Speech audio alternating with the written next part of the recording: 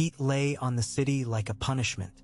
From her high pavilion on the hill, Daenerys Targaryen watched Meereen shimmer and soften behind rising veils of heat, its pale brick walls wavering as if they might melt and run like wax down the slope toward the sea. The great bronze harpy atop the pyramid cut a sharp, unbending figure against the blank white sky, wings spread wide to shadow the city that worshipped it. The sight made her jaw clench. Those wings sheltered the men who nailed children to posts. The wind gusted from the sea, too hot to be a mercy. It tugged at the pale silk of her gown, teased her silver-gold hair loose from its braids, and brought with it the smells that were Meereen. River mud and rotting reeds, latrines and brick kills, perfume and sweat. Beyond the walls, the camps of her army sprawled like a rough cloak around the city. Patchwork banners, cook fires, the glint of spearheads, the low, endless murmur of 10,000 voices waiting, hoping, fearing. Your Grace, she did not turn at once. Yora's voice came heavily, thick with dust and weariness. She had ridden back from inspecting the siege lines not an hour past, the mud of the Skahazaden still dried and cracking on her boots. Her shoulders ached, her eyes burned, her heart felt like stone. Ser Yora, she said, tell me the masters have grown wise and opened their gates. If they had, the knight said, you would hear the bells. Daenerys sighed and finally turned from the city. Jorah Mormont stood in the entrance of the pavilion, broad, bare-heavy in his mail, his face reddened by the sun, beard shot with more gray than when she had first seen him on the Dothraki Sea. Sweat had darkened his collar and the edges of his surcoat. Behind him, the sun made his shadow long and dark across the carpets. No word, she pressed. Some, he allowed. Resnak Mo Resnak comes with a new invitation. The noble Hisdar Zolorak would treat with you again, if it please your grace. It does not please me, Dany said. Last time he begged for mercy for his fellows and offered nothing in return. He offered peace. He offered delay, she corrected. Every day they delay is another day the children die on those posts. Her eyes flicked past Jorah, down the road that wound toward Meereen's eastern gate. The staked children lined that road still. Some were no more than bones wrapped in leathery skin. Others clung weakly to life, lips cracked, eyes glazed with fever and flies. Her healers could save a few if she ordered them cut down, but the masters had chosen carefully. Those spared the worst torment were the ones whose fathers were lowest in rank, whose deaths meant least. A coin for every child we spare, she thought bitterly. A lash for every kindness. The men grow restless, Jorah said softly, following her gaze. The unsullied wait as they were made to do. But the freedmen, he hesitated. The longer this siege drags on, the more food we must buy, the more carts of grain we must send from Astapor and Yunkai. Our coffers thin, our horses weaken. If you mean to take the city by storm, better sooner than when disease has taken half your strength. She knew all this. She had read the accounts Barristan Selmy had rescued from the burned libraries of Old Town, the histories of the Rhoynar Wars and the siege of Storm's End. Starvation and pox ate armies faster than swords. She knew, and yet the thought of ordering an assault and seeing her soldiers die upon those pale brick walls turned her stomach to water. I mean to take the city, she said. Meereen is the key to the bay. If Meereen fell, the others would fall with it, like bricks pried from a crumbling wall. The last time she had taken a city, it had been with a lie and a whip and a word of fire that never came. Astapor had fallen to her without a dragon's roar. Yunkai had yielded to gold and fear, sold out by its own mercenaries. She had broken chains by cleverness and courage, by the iron discipline of the unsullied and the desperate fury of slaves who had never tasted hope. But she had never forgotten what she lacked. She saw her dragons in dreams. In those dreams, they were large as ships, black wings blotting out the sun, fire pouring from their jaws to turn the world to ash. She stood at their head, hair streaming, eyes bright with reflected flame, shouting words she could never recall upon waking. They answered her with thunder. Then the dream would curdle, and she would see the men they burned. Not just slavers then, but soldiers, merchants, women clutching babies, old men on crutches. They melted like tallow, skins sliding from bone, eyes bursting. Their screams would rise up, a sound like a million kettles shrieking. In those moments she would see a different face in the fire, not her own. A gaunt, bearded man with wildfire in his eyes and a sneer upon his mouth, calling burn them all. She would wake with her hands clenched, nails dug into her palms so deeply she woke to blood. But always, when she opened her eyes, the pavilion was dark and quiet. Missandei slept, curled in her blanket. The faint snores of her handmaids drifted from the corner. Beyond, the soft shuffle of Unsullied at their post was steady as tides. And on the chest beneath her bed, wrapped in layers of silk and doeskin, the dragon slept unhatched. "Your Grace," Yora said, drawing her back. "Reznak waits below. He says the noble Hisdar offers more this time than words alone." "What could he offer that I want?" she asked. "More gold? I have taken the gold of Astapor and Yunkai. More slaves? I do not want their slaves. I want an end to slaving." "He says he will bring you bones," Yora said reluctantly. "The bones of the children you could not save. He says the noble Hisdar asks only that you see them for yourself and hear what he has to offer beside their bier." The words struck her like a slap. "Their bones," Dany repeated. "The ones along the road. The ones whose deaths you took upon yourself when you ordered the same punishment for their fathers in Astapor." Yora's face was grave. "They mean to hurt you, Daenerys. They have," she said. "And I mean to hurt them." Yora shifted his weight.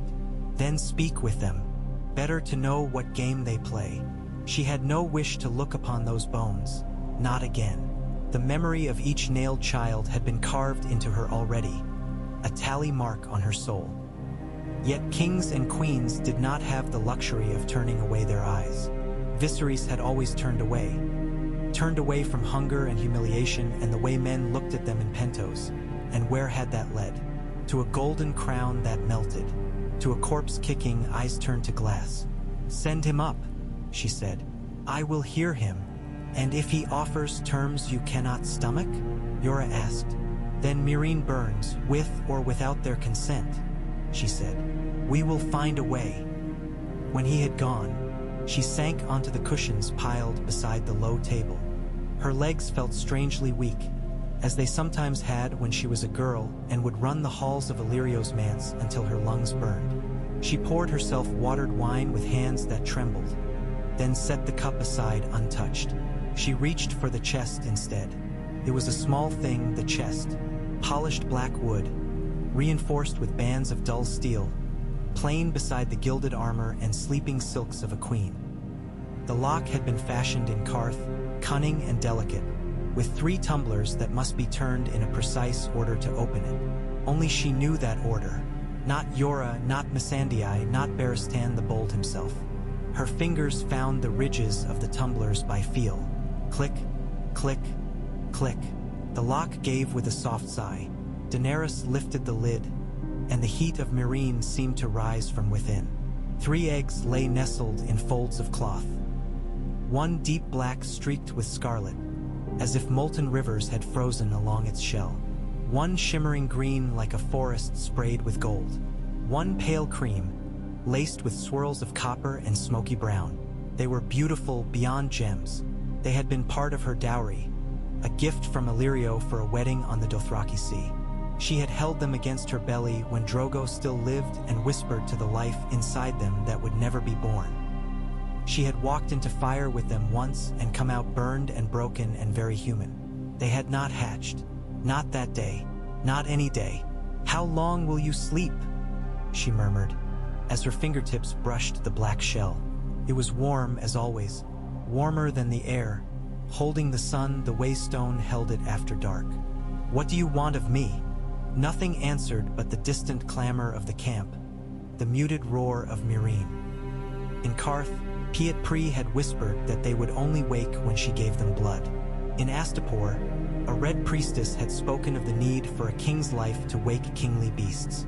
In Yunkai, A slave woman with half her face burned away had clutched at Daenerys' sleeve and wheezed that dragons came when old wrongs were burned clean. "How many must die to wake you?" Daenerys whispered. "How many flames must I walk through?" She had bathed them in fire a dozen times since then. In the waste beyond Karth, on barges floating down the Skahazadan, in the shadow of Astapor's crumbling harpy, always the same: smoke, heat. Her skin blistered and peeled, then healed. The shells stayed shells, warm, waiting. Perhaps they are dead, she thought sometimes. Perhaps they were never alive. Fossils, only pretty colored stone from some ancient mountain. She did not believe it, not when she dreamed of them, not when she woke with their names burning on her tongue. Drogon, Regal, Viserion, and the taste of ash in her mouth. But she feared it. "There is fire in me," she thought, looking down at the eggs. "Fire from my father, from my brother, from Aegon and Maegor and the Conqueror. Fire that burns in dreams and threatens to spill into the waking world. If the dragons will not take it, what will I do with it?" "Your Grace." Missandei stood at the entrance, peering in hesitantly. The girl's hair was braided and tied with a simple length of blue cloth, her yellow skirt stained with dust. The man Reznak asks leave to enter. He says the noble Hisdar waits below with the bones. "Let him come," Dany said, and closed the chest. She touched the lock until it clicked once more. Reznak swept into the pavilion with the smoothness of oil poured from a jar. He was a plump man, cheeks soft and beaded with sweat beneath his little pointed beard. His tokar was striped green and cream, its fringe dragging across the carpets as he bowed, smelling of orange blossoms and fat. "Most radiant and illustrious queen of all the seas," he began in thickly accented common. "Most merciful breaker of chains, whose beauty outshines. Spare me." Dany cut in. "You know my names. I have heard them enough." Reznak smiled uneasily, his dark eyes flicking to Yora and Barristan on either side of her. "As you say, light of wisdom. I come on behalf of my cousin, the noble Hisdar zo Lorak, and many other good and worthy men of Meereen, who have suffered much these past months. Their hearts are sore, their coffers bleed, their sons die on the walls." He opened his hands as if showing her these invisible wounds. "They beg an end to this war before all of Meereen is put to sword and fire. They could surrender," Dany said. "Open their gates, free their slaves, swear never to buy or sell men again. Then no sword need fall." Reznak's smile thinned. "It is not so easy, most gentle queen. You do not know Meereen. Slavery is in our bricks, in our bones. There are complications. The only complication I see is their greed," Daenerys said coldly. "The noble masters cannot imagine any life where they do not live atop the backs of others. Say what you came to say, Reznak." "You said bones." Reznak swallowed. For the first time, his smooth composure slipped. He licked his lips. "Hisdar zo Lorak," he said, lingering on the name like it were a sweet, "has gathered the bones of the children of Meereen from along the road. He has washed them and wrapped them in clean linen. He begs your grace to come down and look upon them with him. He would speak of peace at their feet. He says he would show you that not all their fathers were guilty of the crimes for which you had them crucified in Astapor." Dany's hand tightened on the edge of the table. "How far is he?" she asked. Reznak blinked. "He waits at the bottom of the hill. There is shade there. His slaves hold the biers." "Missandei," Dany said. "My sandals." Yora's brows knit. "Daenerys, you do not." She rose. "I will look these bones in the face," she said. "If the noble Hisdar means to use the dead as his argument, he can do it in my sight, not from behind his city walls." "Your Grace," Barristan murmured, "this may be a trap." "Then let it close on me," she said harshly, "and we will see if it can hold." The climb down the hill was steeper than she remembered. The path had been cut by the feet of 100,000 men and horses and carts, a scar of dust and trodden weeds, baked hard by sun. The heat beat against her head like a hand. She walked bareheaded, silver hair loose, the plain white dress that clung to her damp skin, making her look more like a girl from some Lycene pleasure house than a queen. Her guards made space around her, a ring of spears and polished shields. Grey Worm walked to her right, bannerless lance steady in his hand. Behind her came Yora in his mail and Barristan in his white cloak, Missandei true as a shadow. At the base of the hill, beneath the thin shade of a few scraggly palms, a knot of men waited. They were richly dressed, their tokars heavy with fringe, their fingers glittering. Slaves held up cloth canopies to shield them from the sun and fan them with ostrich plumes. A row of low biers lay on the hard earth before them, each draped with linen. The air smelled of myrrh and frankincense, thick enough to cover the odor of rot, but not quite. Hisdar zo Lorak stepped forward. He was slender, with a pointed beard oiled to a gleam, his hair dressed in careful curls. His eyes were large and dark, lined with kohl, and they widened. Whether in admiration or calculation she could not say. When he saw her, "Your Grace," he said in fluent common, bowing low so that his tokar threatened to tangle his legs. "You honor us with your presence." "You summoned me," Daenerys said. "Show me what my justice has done." He flinched at the word justice, but gestured with a hand. "If it please your grace." The linen was white, edged in blue. Hisdar knelt beside the first bier and lifted the cloth. Beneath, neatly arranged, lay a child's bones. Dany had seen dead bodies before. She had seen Drogo die by degrees, seen a witch's chest heave its last breath, seen men trampled into mud. But something about the smallness of these bones, the fragile curve of ribs, the tiny beads of the finger joints, made her throat close. The sun beat on her head, her vision blurred. "The noble Osnak Zopal," Hisdar said quietly, "begged to be allowed to buy his son free. He swore he had no part in nailing the child you chose above his gate. He told me this while he was on his own cross." Dany swallowed. All the masters had their say. I asked which of them had given the order, which had held the hammers, which had gone along. No one spoke. They chose to be silent. So I chose one child for every mile. "Silence can be cowardice," Hisdar said.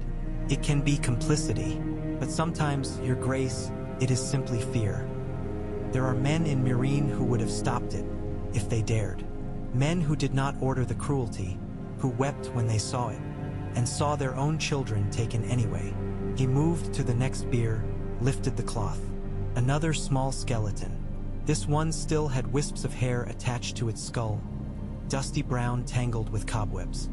"He was 5, Hisdar said. His father, Belicho, spoke against the Harpy's decree, but the others threatened to cast him into the pits. So he bent his head and stilled his tongue. For that, his son died." He looked up at Daenerys. "How many more such do you mean to kill when Meereen falls?" The world seemed to swim. The sun, the bones, Hisdar's face withdrawing and advancing like the tide. Dany tasted bile. "Their fathers nailed slaves to those posts," she said thickly. "They made a road of suffering. You want me to weep now that the road leads back to them?" "I ask you only to see," Hisdar said. "Justice is a dragon with 2 mouths. It may devour guilt and innocence together, if you are not careful how you feed it." He covered the bones, moved to the next bier. As he lifted the cloth, something inside her snapped taut. "Enough," she said. "The noble Hisdar has many more to show," Resnak began. "Enough," Dany repeated, her voice sharper. "You would lay every child in Meereen at my feet and tell me everyone was innocent. But where were the fathers when their slaves were crying? Where were they when the flesh was hammered to the posts? You speak of fear. What do you think my people feel when they see a slaver's whip? Fear is no shield." Hisdar's jaw tightened. "Does your grace believe there is no difference between those who gave the order and those who lacked the courage to defy it? Do you?" she asked. "If the Harpy told you to nail another 100 children to the road, would you defy it?" "I would try," he said. "Then you may yet live to prove it," she said. "If Meereen surrenders, if it ends the buying and selling of men and children, if its nobles bend their proud necks and swear before gods and men never to take up chains again. Until then, I have wept enough for dead children. Her eyes burned. Every choice I make leaves bones somewhere. I will not be lectured on mercy by a man who wore a tokar while slaves creamed beneath his windows. Your Grace, Barristan murmured. Hisdar spread his hands helplessly. You are a queen. I am but a man caught between fires, your wrath and my city's folly. I beg you only to consider that if you burn Meereen to the ground, you will turn a city of bricks and men into a city of ash and ghosts. She thought of another city of ghosts, her own. King's Landing, where her father had died, where her mother had fled with her in her belly. A place she had never seen but which lived in her mind as vividly as any dream. The Red Keep's towers, the dragon skulls in the cellars, the stench when the Mad King had ordered Lord Ricard burned and Brandon strangled. Justice with two mouths. If I burn it, she said softly, it will be because you gave me no other choice. His face changed at that. A flicker of fear or triumph? There is always another choice, Your Grace, he said. Listen to me, I pray you. The wise masters of Yunkai and the good men of Astapor are not blind. They watch the siege. They hear how long it drags on, how your army strains. They whisper that your strength dwindles. They make plans. Already ships gather in their harbors. Armies muster. They will come for you soon, and they will not come alone. I know, she said. Let them come. If they break through your siege lines, Meereen will burn, but not by your hand, he said. My city will become a charnel pit. Is that what you wish? You think you can burn Slavers Bay clean. Instead, you will burn your own cause. Her fingers curled at her sides. I mean to end slavery, she said. If that takes fire, then I will be fire. Fire obeys no one, Hisdar said quietly. I beg you, think before you unleash it. It was too much. The bones, the heat, his words, twisting around her doubts like vines around stone. She turned away abruptly. Your Grace, Yora called after her. Enough, she said again. I have seen their dead. Let them look to their living. She climbed back up the hill as if she were walking into a storm.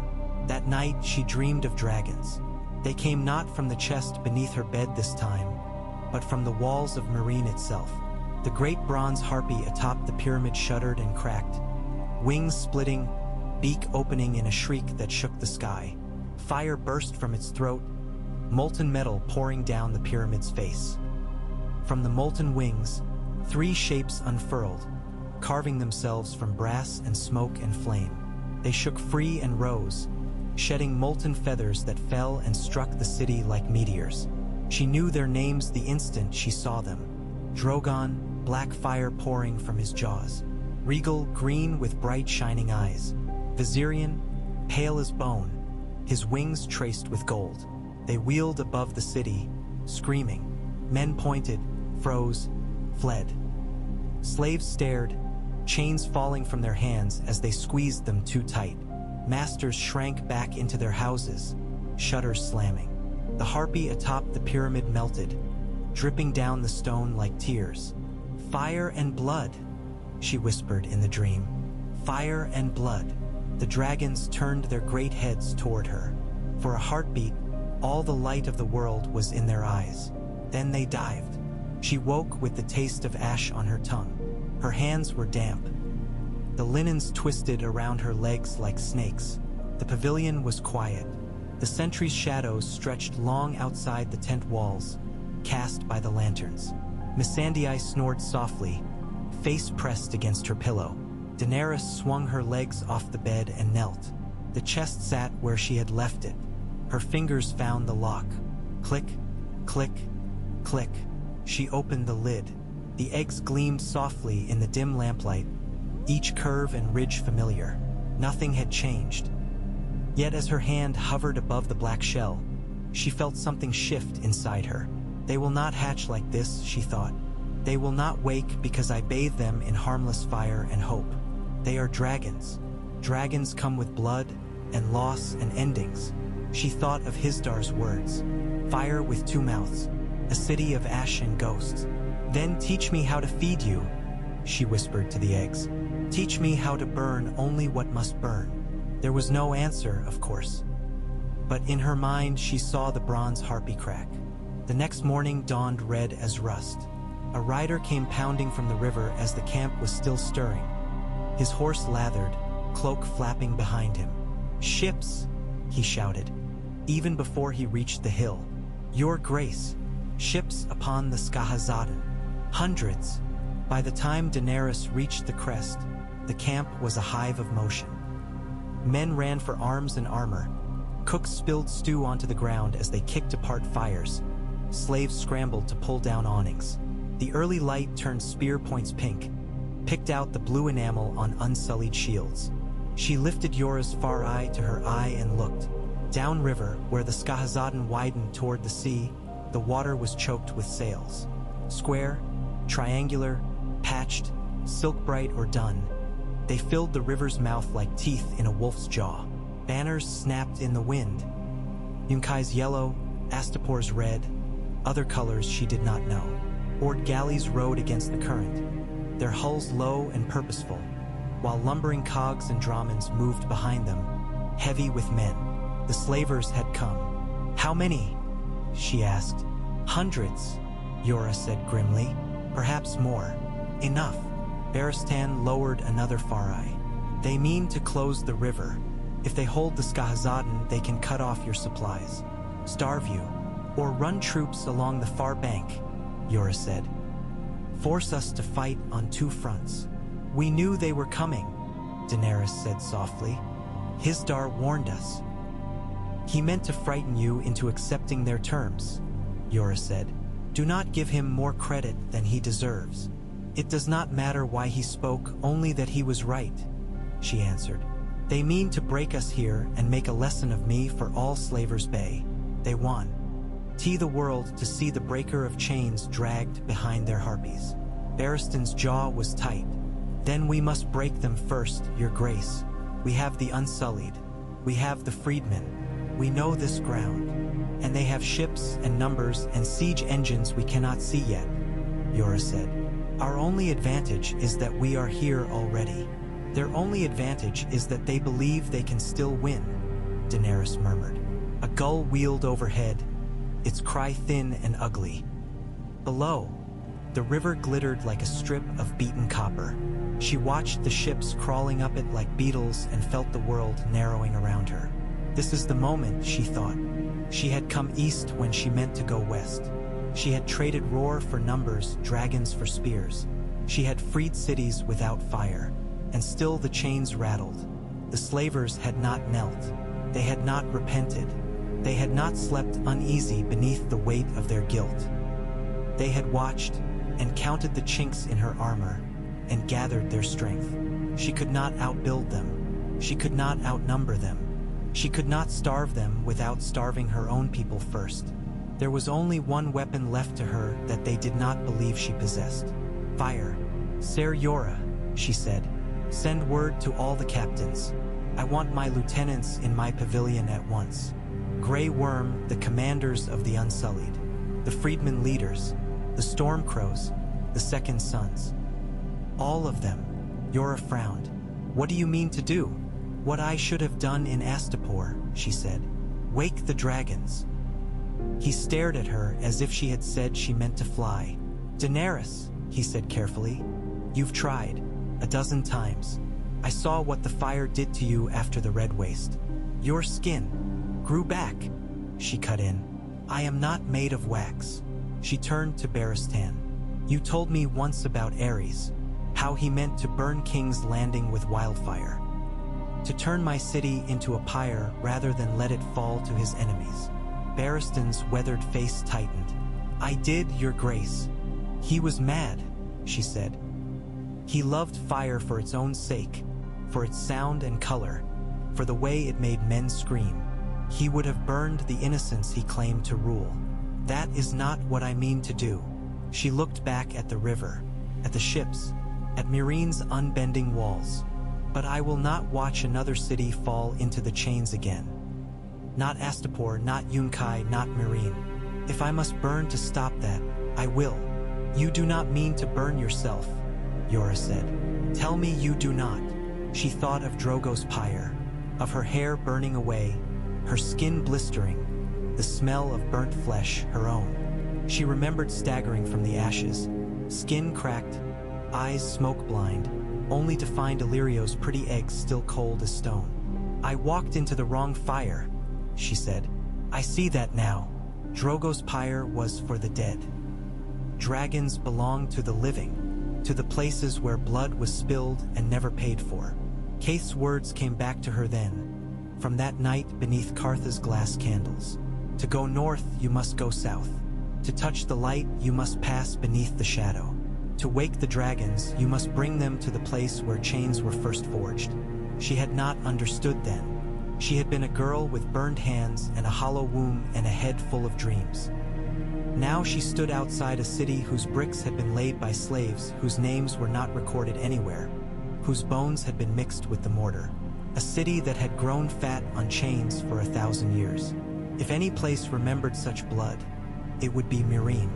Your Grace, Barristan said quietly. If you walk into fire again, you may not walk out. Then you will rule in my stead, she said. See that the chains stay broken.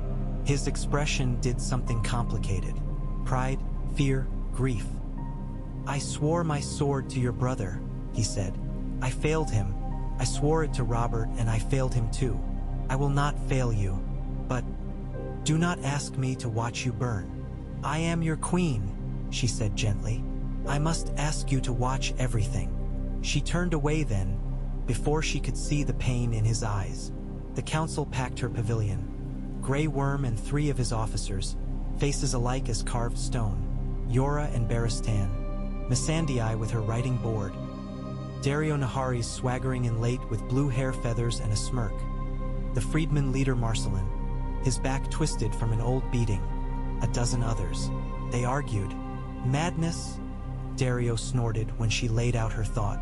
Glorious madness, true, but madness nonetheless. Fire is no lover. It will roast you like a pigeon. You have stood too near the brazier, Grey Worm said flatly.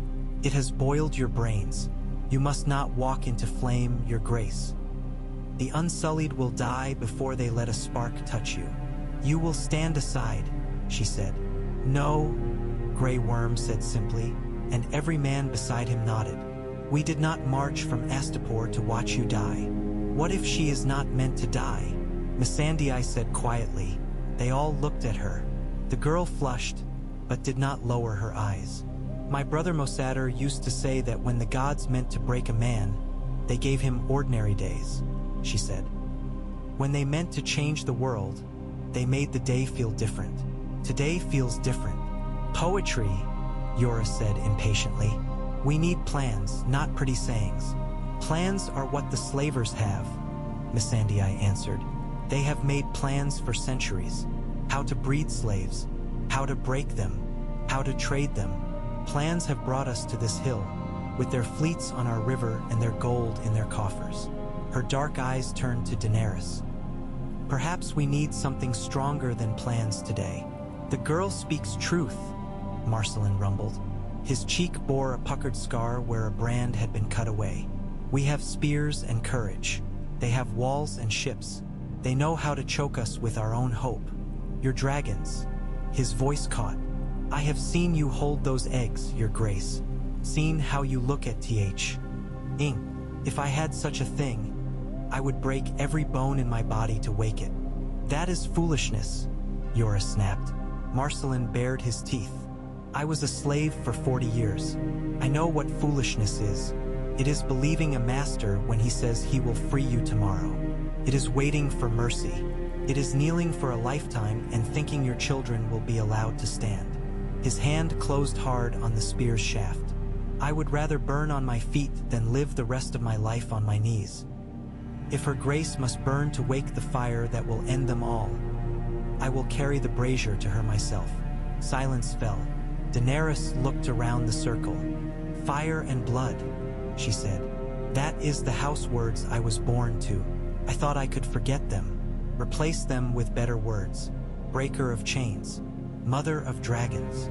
Her fingers curled. But no dragon ever broke its shell by asking nicely. If I am to end this, I must begin where it began. In Meereen, in fire. The dragon lords of old walked into the volcanoes of Valyria. If they could do it, so can I. You are not in Valyria, Yora said.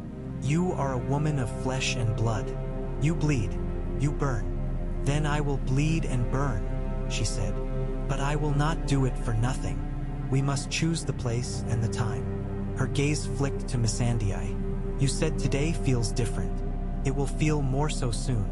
They argued more. They begged. They threatened to chain her if they must. In the end, they did not. How could they? The Unsullied were made to obey, and they obeyed her. The freedmen followed her because she had given them hope, and that hope burned too fiercely now to be easily smothered.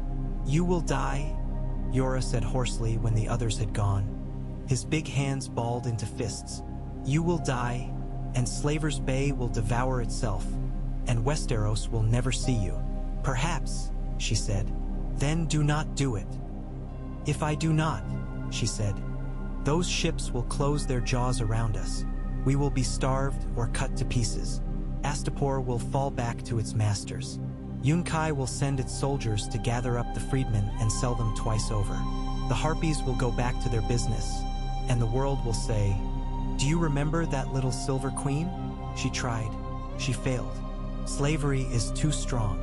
That is better than Ash, Yora said. His eyes shone. You are worth more than any city. She thought of the road of children. Not if I cannot justify their deaths. He took a step toward her then, abruptly, as if pulled. For a heartbeat, she thought he meant to seize her shoulders and shake sense into her, as he had in Karth. Instead, he dropped to one knee. Then let me go, he said. Let me drink wildfire. Let me walk into the flames with your eggs. If the gods must have blood to wake your dragons, take mine. I am old. I have nothing to lose that I have not already lost. Her throat tightened. For all his clumsiness, his jealousy, his too hungry eyes, Jorah Mormont had been the first sword lifted for her, the first to call her queen without mockery. I will not trade your life so cheaply, she said. Your father died for honor. I will not let the sun die for a dream. If it is your dream, he said, it is worth it. No, she said, and laid a hand on his shoulder. His mail was rough beneath her palm. I must be the one to pay if paying is needed. I am the blood of the dragon. If they will not wake for me, they will not wake for anyone. He bowed his head until his forehead touched her skirts. She felt the tremor in him. If you die, he said thickly, I will burn this bay myself. She thought of him standing on the deck of some stolen galley, torch in hand, beard whipped by the wind as ships screamed behind him. The image was as sharp as one of her dreams. Scared her. Live instead, she said. If I fall, I need men I trust to carry on what I began. He lifted his head. I would rather carry it with you. You will, she said softly, one way or another. The sun was sinking by the time they climbed the long switchbacks to Meereen's walls. White brick glowed red in the light. Each block fitted so perfectly that not even a knife could slide between them. The harpy atop the pyramid was a black silhouette, wings cutting the sky. Between siege towers, her own engines loomed half-built. Mangonels, ladders, cumbrous rams. Men paused in their labor to watch as their queen walked toward the city she meant to make her forge. She wore no crown, no jewels, only a simple dress of rough-spun white, belted with a cord of braided horsehair. Around her neck hung a small iron key, the key to the chest that Missandei carried behind her, hands clenched tight on its handles. The Unsullied walked a pace back, shields on their arms, spears held upright like a forest of steel. At the base of the wall, beneath the shadow of a squat tower, a narrow postern gate waited.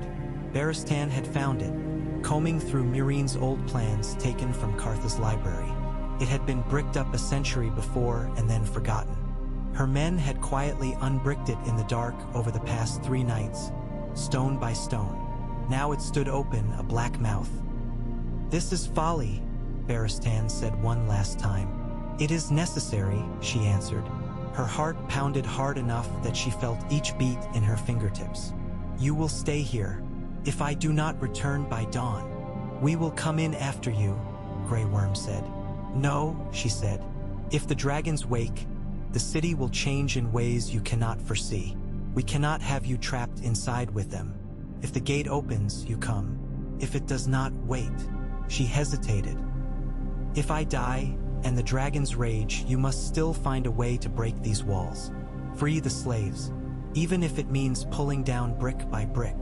We will do as you command, Your Grace, Grey Worm said. But you will not die. Believe it for both of us, she murmured, and turned to Missandei. The girl's eyes were very wide. Khaleesi, she whispered in High Valyrian, voice shaking. If you go into the fire, I should go with you. A handmaid must attend her queen. A handmaid must live to tell the story, Daenerys said. If I fall, you must tell the world what I tried to do here. Tell them slavery can be broken. Tell them we burned for better things. Tears stood in Missandei's eyes. You will not fall, she said as Grey Worm had. You are the dragon. We will see, Dany thought.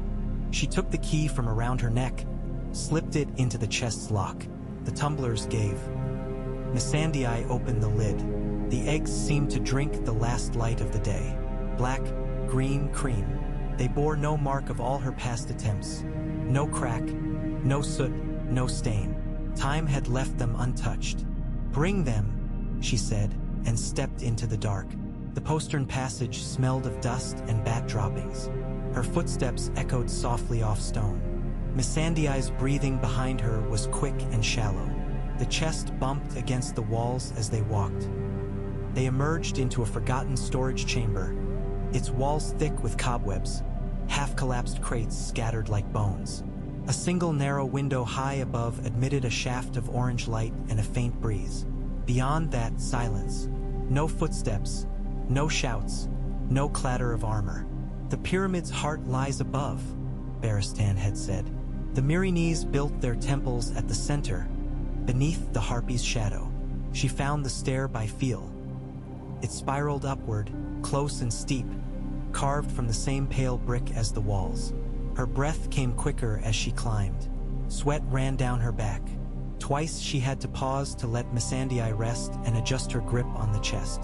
The second time, she almost told the girl to go back. No, I need her.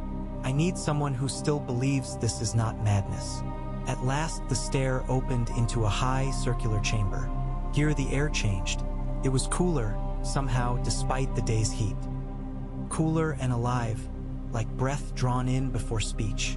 The walls were carved with reliefs, their edges softened by time. Kneeling slaves offering up chains, a stylized harpy spreading its wings, stick-limbed warriors battling three awkward, serpent-shaped beasts that might have been dragons once, before 1,000 chisel strokes turned them harmless. In the center of the room stood a great stone bowl on a pedestal. It was easily 10 feet across, its rim worn smooth, its inner surface stained black. Old ash lay in its bottom, thick and soft. Empty braziers circled it. The ceiling opened above, a narrow shaft leading upward toward the pyramid's peak. Through that slit, she could see a sliver of blood-red sky and the shadow of the harpy's tail. This is it, she thought. The place where they burned offerings for 1,000 years. Where they poured the fat of slaves into fire and called it worship. Felt right. Set the chest here, she said, touching the stone rim. Missandei obeyed. Her hands shook as she lifted out the eggs. Careful, Dany murmured. There was no need to say it. The girl cradled each egg as gently as a sleeping child, setting them in the bowl one by one. Black, green, cream. For a heartbeat, they were nothing but painted stone. Then Daenerys felt the room breathe. It came as a subtle shift in the air, as if every stone in the pyramid drew in a long, slow breath and held it. The little hairs on her arms rose. She sensed a deep, slow awareness, older than her, older than Meereen, older perhaps than Valyria. Something that remembered chains and screams. The ash in the bowl stirred. Khaleesi, Missandei whispered. The air. It hurts. It did. Her skin prickled as if the room had grown full of invisible thorns. There was a smell, too faint and bitter, like old smoke and iron. She could hear nothing but her own heartbeat, a slow drum in her ears. "You should go down," Daenerys said quietly. "Tell Grey Worm to wait until dawn. If the gate has not opened by then, he must assume I have failed." "I will not leave you," Missandei said, voice small but fierce. "Do as I say," Dany said. "Do not make this harder." She turned away so she would not see the girl's face as she went. Missandei's footsteps faded down the stair. Daenerys Targaryen was alone with her dragons. She stripped. The rough-spun dress fell to the floor with a soft whisper. Sweat cool on her skin turned to gooseflesh as the strange chill of the room brushed it. She felt suddenly small under the shaft of sky. A girl again, not a queen. Her scarred breasts tightened. Old burn marks along her thighs itched. "If I am wrong," she thought, "at least there will be no one to drag me from the flames this time." She climbed into the stone bowl. Ash rose around her ankles, soft and fine as flour. As she settled cross-legged among the eggs, it rose to her knees. It smelled of old sacrifices, of things given up and things taken. The eggs pressed cold against her thighs. She placed one hand on the black egg, one on the green. "Drogon," she whispered. "Regal, Viserion." Their names echoed up the shaft, bounced off stone and came back thin. "Am I your mother?" she asked softly. "You never came when I called. You dreamed while I bled. If I am nothing to you, wake anyway. Wake for them." She thought of the children on the posts, their eyes, their cracked lips. "Wake for the ones who have wept enough." She drew in a breath that tasted of smoke. Then she spoke the words that had haunted her dreams since Karth. Old Valyrian, older than she was, older than the tongue itself, syllables that tasted of stone and heat and fear. "Dracarys," she said to the emptiness. For a moment, nothing. Then the ash caught fire. It did not flare as ordinary kindling might. It kindled slow, a dull red glow spreading outward from beneath the eggs like dawn under snow. The heat rose with it, not scorching at first but inexorable. A hand on her face pressing warmer, warmer still. She did not flinch. The glow brightened. Flames crept up around her calves, licked at her thighs. Her skin eddened, blistered. Pain came, a familiar friend now, sharp and total. It seized her lungs, squeezed her heart. Her eyes watered. She had walked into fire once and come out burned. If she died here, at least it would be for something she chose. The fire climbed higher. It wrapped her waist, flowed over her hips. Her hair caught, the smell of burning hair filling the chamber. Her scars woke and screamed. Pain became all there was, all she would ever be. Her world narrowed to it. She could have closed her eyes then, let the pain wash her away. She did not. "Wake!" she gasped through clenched teeth. "Wake, wake, wake!" The flames leapt in answer. They surged up, a pillar of fire roaring toward the shaft above. For a heartbeat, she saw their reflection in the polished bits of stone along the wall, 100 tongues of flame. She felt the bowl crack beneath her, stone splitting as heat drove into old mortar. The whole pyramid seemed to shudder, a giant breathing. Somewhere, far away, Meereen heard the sound and stirred. On the walls, sleepy guards jolted as the bricks under their feet trembled. In the pits, chained beasts snarled, sensing something older than cages. In the temples, priests paused mid-chant, eyes rolling white. Deep in the Great Pyramid, beneath the harpy, the fire turned white. It swallowed her then, utterly. Daenerys Targaryen screamed. The scream was not entirely human. It rose up through the shaft like a spear of sound, tore past the harpy's bronze talons, ripped open the sky. Every bird on Meereen's walls exploded into flight. Dogs howled. Men dropped their cups and clapped hands to their ears, eyes wide. In the camp below, Grey Worm snatched up his spear. "Khaleesi," Missandei whispered, staring at the pyramid as a column of red gold fire burst from its peak like a new volcano's birth. "Oh, Khaleesi!" And in the bowl, Amid that impossible furnace, 3 eggs cracked. The sound was tiny compared to the roar of the fire. A soft, sharp little sound, like ice splintering under a boot. The shells crazed in patterns like spiderwebs, cracks racing across their surfaces. Light leaked from within them, colors too bright to look upon.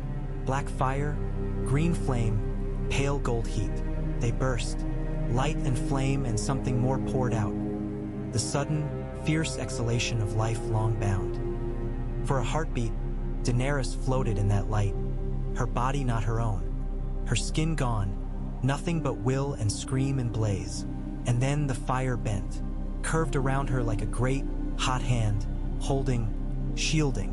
It licked but did not devour. The white-hot core receded, leaving orange and red licking lazily at her ruined skin, not burning deeper. She lay curled among shattered eggshells. The pain was still there, but layered now with something else. A sense of vastness, of wings spreading. Of 3 new presences in the world, bright and hungry and furious. Her eyes opened. Above her, a black head the size of a hound's loomed, eyes molten gold. Smoke curled from its nostrils. Its scales were midnight, edges outlined in red, as if each plate held a coal. Its wings were folded, but she could feel their shadow. Beside it, a second head, green as a deep forest, with eyes like slow water. The third, pale as cream, every scale limned with gold. They watched her. "Drogon," she whispered, throat raw. "Regal, Viserion." The black one hissed softly at the sound of his name. A lick of fire rolled from his tongue, small now, a mere flicker compared to the pillar that had cracked the pyramid, but enough to light the ash anew. They curled around her, each head bending, tasting her with hot, forked tongues. "They know me," she thought. "They remember me." Something else moved under the fire, too. Not a voice, not words, but a sense. Of paths, of skies, of cities below like anthills. She glimpsed, for an instant, the slaver fleets on the river as if from a great height, their sails tiny squares. She saw the harbors of Yunkai and Astapor, their harpies proud and stupid atop their gates. She saw chains, endless chains. Fire, something in her said. Fire there. The room around her was smoke. The heat had cracked the walls, blackened the carved reliefs. A chunk of ceiling had fallen, sending dust down in a choking wave. The harpy above had lost a talon. Its broken claw lay on the floor. She sat up. Her skin was a ruin. Blisters marred her arms, her breasts. Old burn scars had reopened, red and raw. But she was alive. Her hair had burned away to stubble, but her eyes saw, and where the dragon's bodies coiled against her legs and back, the skin beneath them no longer hurt. It tingled instead, as if rivers of something hotter than blood flowed under it. "You took your time," she rasped, touching Drogon's snout. His scales were hot, but they did not burn her. "The world has been waiting." He blinked, slow and unbothered. Outside, Meereen shook. A crack had run down the pyramid side, from peak to base. Smoke poured from the shaft, dark against the reddening sky. People spilled into the streets, shouting, pointing. Some fell to their knees and prayed. Others ran. In the camps, men gaped. Grey Worm watched as the crack widened. "Khaleesi," he said softly, "please." The first piece of stone to fall from the pyramid struck the plaza below and shattered like ice. Men scrambled. Dust blossomed. A second chunk followed. Then, with a grinding scream that drowned the shouts below, half the harpy's wing broke free. It crashed through the roof of a nearby building in a roar of brick and splinters. Something black and vast burst from the smoke behind it.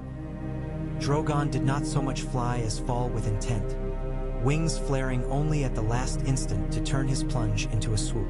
Ash and cinders trailed behind him in a long, streaming tail. He spread his wings wide over the plaza, screaming, heat rolling down like a new sun.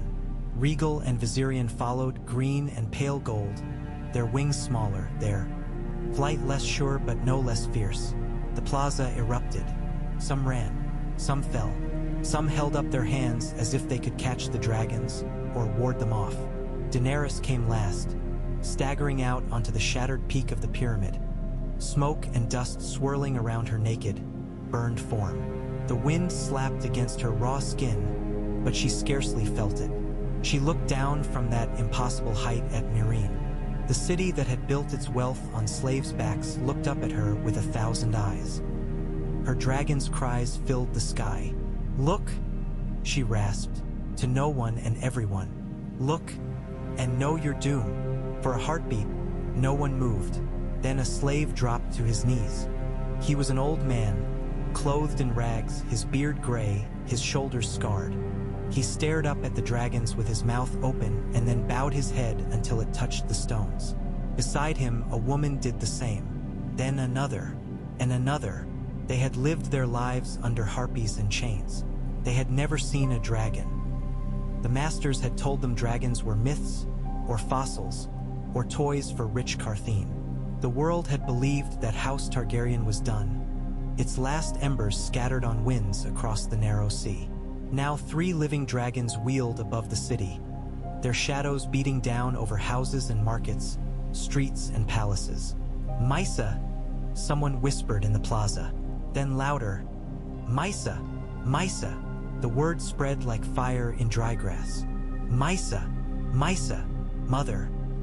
Daenerys felt it roll up the pyramid and wash over her, a sound as fierce as the dragon's cries. The masters turned pale. Hizdar zo Lorak stood in his father's house, high in the noble quarter, looking out a carved window at the plaza below. His goblet fell from his hand when the harpy's wing broke. Red wine spread across the tiles like blood. "Impossible," he whispered, watching the dragons sweep past, their wings stirring the dust of his ancestors' statues. His father moaned in the corner. "The harpy falls," the old man croaked. "The gods are angry. The gods," Hizdar said. His knees shook. He grasped the windowsill to stay upright. "That is no god. That is a queen. A queen of ash, perhaps," he thought, as Drogon banked, black wings cutting across the sun. Or a queen of bones. He remembered her face by the biers, the way her eyes had flamed when she had looked at the bones of the children crucified. He had thought her heart might break then. Instead, it seemed to have turned to something harder. "We told the others she would fail," his father muttered. "We told them the eggs were dead, that the age of dragons was over. We told them..." "Oh gods, Hizdar!" Below, in the plaza, a slaver tried to rally his household guard. He waved his whip, shouting, calling the dragon a trick, a beast unleashed from some pit. He raised his voice to the crowd, promising safety, promising order. His words were snatched away by the wind. Drogon landed on him. He came down like a falling star, black wings flaring. Claws the size of scythes crushed flesh and bone with sickening ease. Men scattered, screaming. The dragon's head snaked down, his jaws closed, blood sprayed. Then the dragon arched his neck and belched fire. It washed out over the courtyard in a bright orange fan. Slaves and masters alike shrieked and dove for cover. The dragon's fire caught on the awnings, the tapestries on the walls, the dry, ancient beams of the colonnades. In seconds, the corner of the square was a furnace. Drogon roared. The sound shook dust from the pyramid's cracks. Regal and Viserion answered, their smaller voices shriller but no less fierce. Daenerys watched from above, teeth clenched. This is it, she thought. This is the edge. She felt their hunger, their joy, their wild exultation at flight and flame. Through them she tasted burning fat, hair, cloth. She touched that hunger and turned it. Not there, she thought, pushing, cajoling. Not the kneeling ones. Not the slave with the ragged beard. There, the man with the whip. The one with the harpy helm. The dragons were young, but they were not stupid. Their minds were not human, but they knew friend from foe, prey from kin. Through the thin, bright thread that linked them to her, she tugged. Drogon lifted his head from the burning guard and swung it toward a man in a harpy mask who was trying to drag a young girl toward a doorway. The dragon's eyes narrowed. Fire exploded from his jaws. The man vanished in a billow of flame. The girl staggered back, hair singed, face smudged with soot. She stared up at the dragon. "Mysa," she whispered. The black dragon blinked slowly, then unfurled his wings and leapt skyward, scattering embers. Daenerys laughed then, a harsh, cracked sound torn from someplace deep. Pain lanced her chest. Tears cut clean tracks through soot on her cheeks. She was burning inside and out, but the fire was not blind. Not yet. She lifted her arms. "Meereen," she shouted, voice raw as a scraped knee. "Hear me. I am Daenerys Stormborn of House Targaryen. I am Daenerys of the House of the Undying. I am Daenerys who walked through the Red Waste and the fires of Astapor. I am the mother of dragons. I came to break your chains, and I will. Kneel now and live. Take up whips and die." Her words echoed down the pyramid. The dragons cried above, 3 streaks of flame and shadow. In the camps outside the walls, Grey Worm felt something ease inside his chest. "She is alive," he said. Missandei was weeping openly now, hands pressed to her mouth. "She did it," she whispered. "She did it." Yora closed his eyes for a heartbeat. When he opened them again, his face was wet. "Of course she did," he muttered. The dragons turned their fury on the walls. Regal swooped low, his green body a blur. His claws smashed into the crenellations, showering stone. He flapped, hovering, and exhaled a stream of emerald flame along the parapet. Men there tumbled, armor glowing, screams cut short. Viserion went for Th. Gates. His pale body hit the heavy wood with a crack. He rebounded, circled, then tucked his wings. His jaws opened wide. Fire poured out. The gates were old oak, ironbound. They had survived 3 sieges in as many centuries. They did not survive dragon fire. Wood blackened, then glowed red, then sagged in sticky, bubbling sheets. Iron bands twisted and snapped. In minutes, a hole gaped where the gate had been, hot and jagged. Smoke billowed. "Now," Daenerys rasped. Grey Worm did not need more. "Unsullied," he shouted, spear raised. Forward, they went like a tide. Shields lifted, spears lowered. They flowed toward the breached gate in perfect, pitiless order. Behind them came the freedmen, a ragged, shouting wave, armed with whatever they had. Pikes, clubs, kitchen knives, stones. The Second Sons and the Stormcrows followed, banners snapping, their mercenary smiles suddenly uncertain as they stared up at the dragons. Dario grinned wildly. "I was wrong," he said to no one in particular. "This is the best madness." Inside Meereen, all was chaos. Slaves fled their masters. Masters fled their slaves. The Harpy's image toppled from corners and lintels, dragged down by angry hands. The plaza where Drogon had made his first kill became a whirl of smoke and trampled bodies. Hisdar zo Lorak took one look at the dragons wheeling above and made his choice. "Bring out the slaves," he snapped at his household. "All of them, every last one. Take them to the street, put whips in their hands, and take off your harpy masks, all of you. If they see you as harpies, they'll burn us." His father gaped.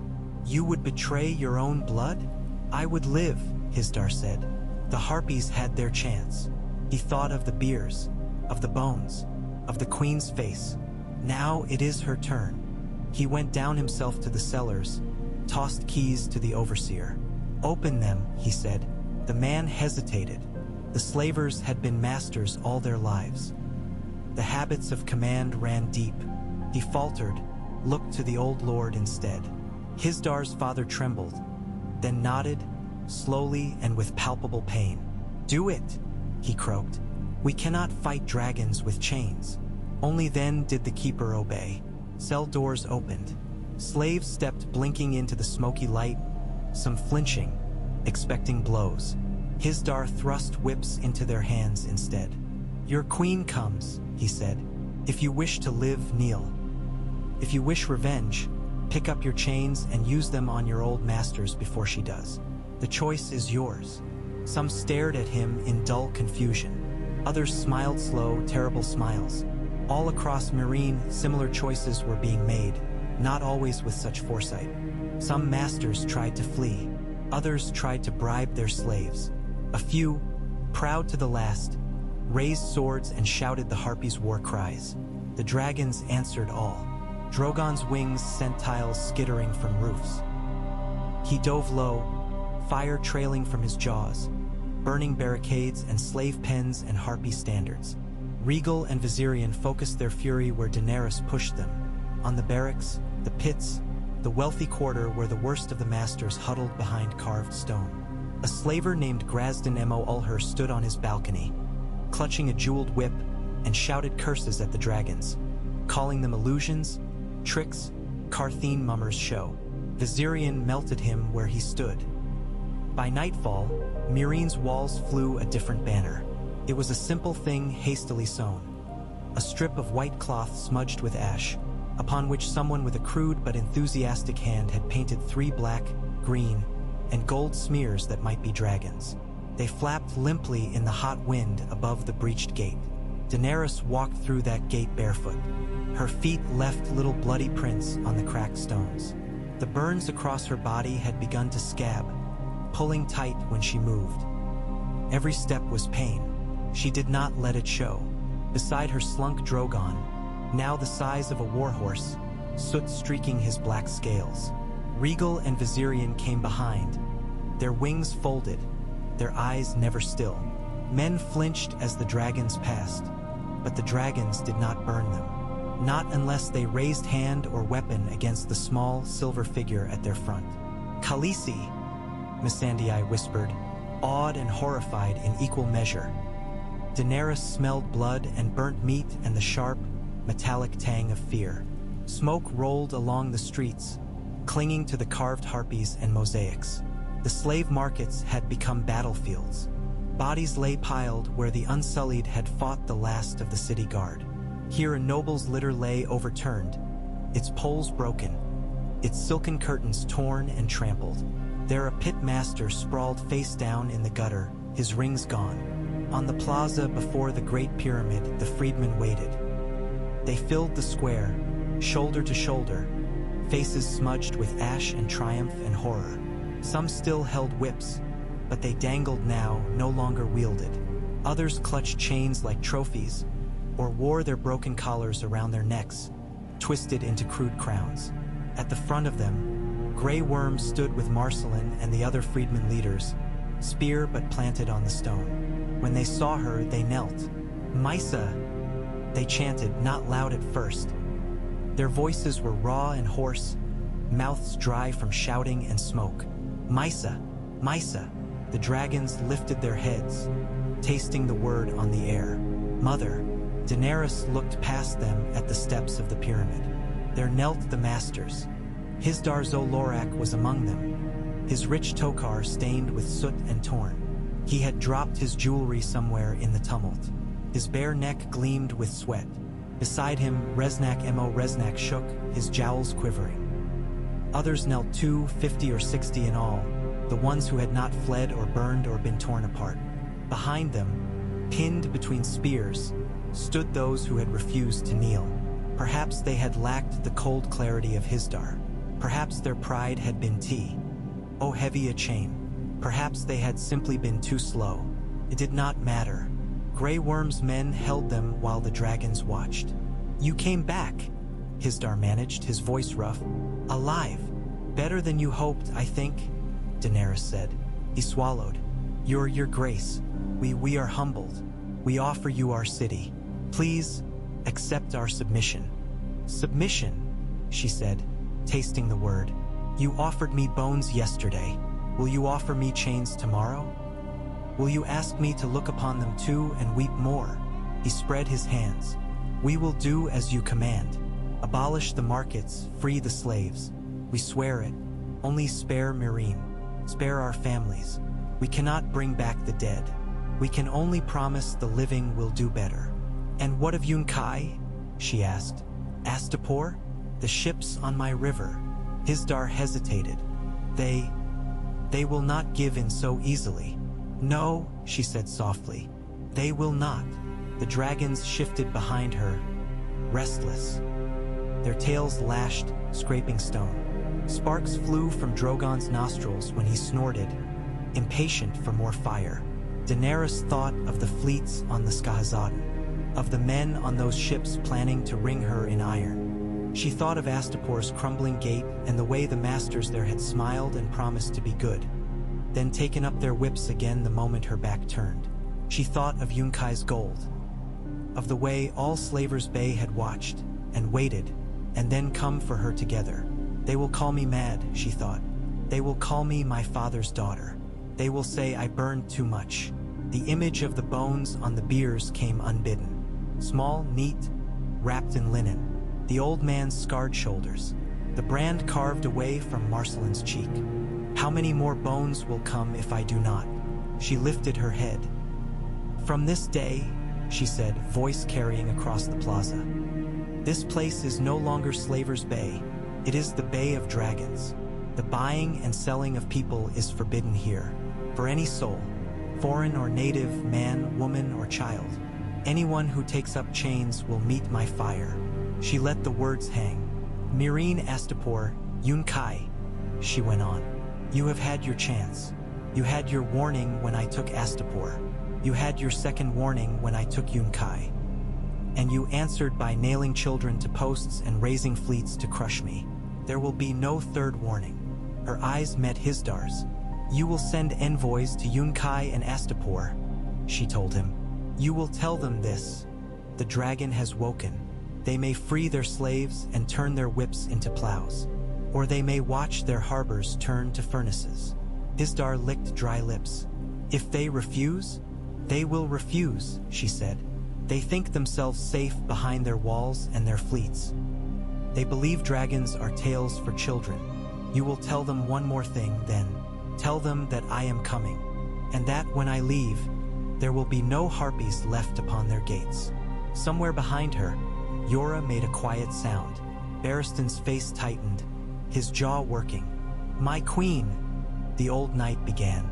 If you burn, I will burn their power, she said. Their slave pens, their fleets, their estates. I will not let their chains be reforged. I have seen what mercy for masters buys us. It buys them time, time to sharpen their knives. And the innocents? He asked low. The children whose fathers are cowards. The women who never owned a slave but cook in their kitchens. The poor men who row their galleys. She thought of the bones. Fire with two mouths. I will do all I can to spare them, she said. I swear it. I will send warnings. I will give them paths to flee. I will call to them from the sky and tell them where my dragon's fire will fall and where it will not. If they die anyway, she swallowed. Her burned skin pulled. Then their masters killed them long ago when they built their homes on stolen backs. She turned to Grey Worm. Choose men you trust, she said. Freedmen who know the bay, who know its harbors and its hidden coves.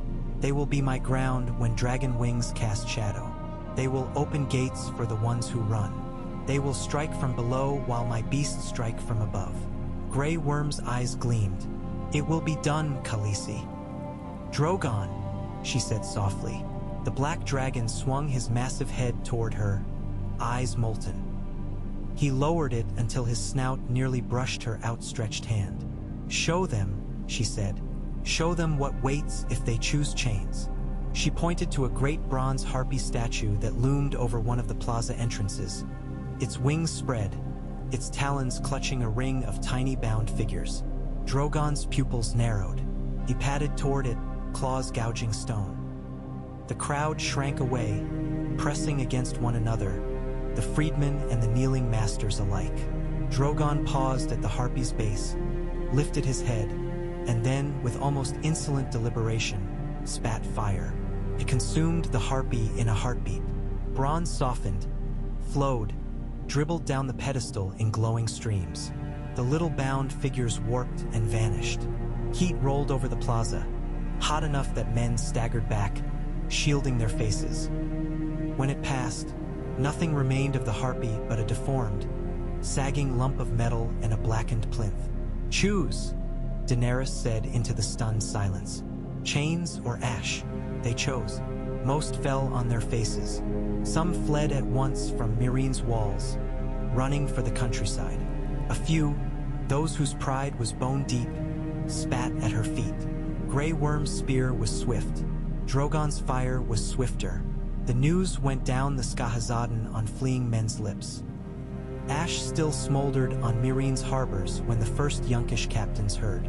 By the time the last of the slaver fleets anchored within range of Meereen's walls, the harpy atop the pyramid was gone, replaced by 3 rough-hewn stone dragons, their faces crudely carved but unmistakable.